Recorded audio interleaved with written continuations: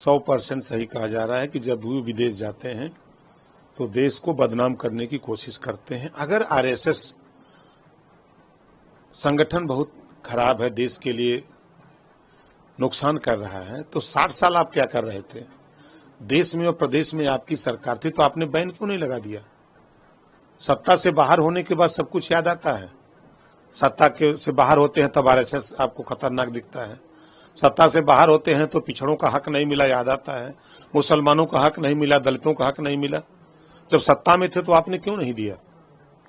जब देने लायक थे तब तो आप नहीं दिए, और जब सत्ता से बाहर हो गए हैं तब भीख मांग रहे हो, चिल्ला रहे हो। तो ये दुमुहा सांप की तरह लोग हैं। जब पावर रहता है देने का, यही बात मायावती जी ने भी कही। उन्होंने कहा कि जब सत्ता में थे जातीय जनगणना के इन्होंने आंकड़े नहीं जारी किए, तमाम तरह की चीजें थी। आज ये विदेश जाकर ऐसी बातें कर रहे हैं, ये सतर्क हो गए हैं और ये आने वाले समय में आरक्षण को खत्म कर देगी कांग्रेस। वो कांग्रेस है कि एक समय था कि कांग्रेस आरक्षण को खत्म करने की बात की थी, तो 118 शेड्यूल कास्ट शेड्यूल ट्राइब्स के सांसद जब राष्ट्रपति से मिलने के लिए अपना जाने लगे तो कांग्रेस ने बैक हो गई। कांग्रेस ने कहा कि नहीं, हम आरक्षण खत्म नहीं करेंगे और आप लोग राष्ट्रपति से मत मिलिए। ये वही कांग्रेस है ना। जब ये सत्ता में, मायावती जी सही कह रही हैं, जब ये सत्ता में रहते हैं तो सत्ता का जो चश्मा इनका होता है वो दूसरा होता है। सत्ता से जब हट जाते हैं तो चश्मा का पावर बदल जाता है। इन लोगों को जब सत्ता में रहते हैं तो सूखी घास भी हरी दिखती है, और जब सत्ता से बाहर आते हैं तब वो सूखी घास दिखती है। सत्ता में थे तो पिछड़े नहीं याद आए, दलित याद नहीं आए, अल्पसंख्यक याद नहीं आए, और सत्ता से बाहर होते हैं तो सब दिखने लगते हैं। एक आखिरी सवाल रहेगा। असदुद्दीन ओवैसी ने जिस तरह से वक्त को लेकर के विधेयक लाया जाए, उस पर उन्होंने जो है बड़े सवाल खड़े करे। उन्होंने कहा है कि ये मुसलमानों के हक छीनने का प्रयास है। नहीं, उनको इस पर समझना चाहिए। वक्फ नियमावली में हमने भी थोड़ा पढ़ा, ज्यादा नहीं पढ़ा है, हमसे ज्यादा पढ़े हैं, विद्वान हैं। वक्फ बोर्ड अगर कह दे कि ये हमारी जमीन है जहां हम हैं, तो वो कल डीएम के यहाँ जाकर के एप्लीकेशन देगा कि हमारी प्रॉपर्टी इसको खाली करा दीजिए। इसी चीज का संशोधन, 3 संशोधन हो रहे हैं।